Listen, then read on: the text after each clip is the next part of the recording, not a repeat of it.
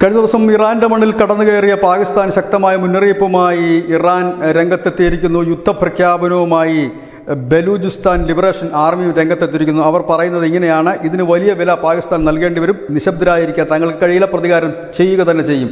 തങ്ങളുടെ 9 പൗരന്മാരെയാണ് പാകിസ്ഥാൻ കൊലപ്പെടുത്തിയിരിക്കുന്നത്. ഇതിന് തിരിച്ചടി നൽകുക തന്നെ ചെയ്യും. ഇറാനിലെ സിസ്താൻ പ്രവിശ്യയിലാണ് ഈ പാകിസ്ഥാൻ കടന്നു കയറി വ്യോമാക്രമണം നടത്തിയതും 9 സിവിലിയന്മാർ കൊല്ലപ്പെട്ടതും. ഏതായാലും വലിയ രീതിയിൽ തന്നെ സൈനിക വിന്യാസം ഇറാൻ നടത്തുന്നതായിട്ടാണ് പുറത്തുവരുന്ന വിവരം. ഒപ്പം തന്നെ യുദ്ധവിമാനങ്ങൾ അതിർത്തിയിലേക്ക് നീക്കി തുടങ്ങിയതായിട്ടും വിവരം വരുന്നു. ഇത് അന്താരാഷ്ട്ര തലത്തിൽ തന്നെ വലിയ സംഭവ വികാസങ്ങൾക്ക് കാരണമായിട്ടുണ്ട്. അമേരിക്ക ഇറാനെ തള്ളിക്കൊണ്ട് രംഗത്തെത്തുന്നു. ഇന്ത്യയുടെ നിലപാട് കഴിഞ്ഞ ദിവസം തന്നെ പറഞ്ഞിരുന്നു. കാരണം ഓരോരുത്തർക്കും സ്വയം പ്രതിരോധിക്കാൻ കഴിവുണ്ട്, ഇല്ലെങ്കിൽ അവർക്ക് അതിനുള്ള അവകാശമുണ്ട് എന്ന് ഇന്ത്യ പറയുമ്പോൾ അത് പരോക്ഷമായി തന്നെ ഇറാനെ സപ്പോർട്ട് ചെയ്യുന്ന ഒരു രീതിയിലേക്ക് മാറുന്നു.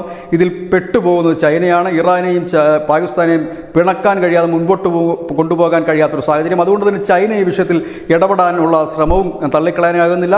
ഏതായാലും ഒരു യുദ്ധസമാനമായ സാഹചര്യം തന്നെ നിലനിൽക്കുന്നു. News desk news India Malayalam.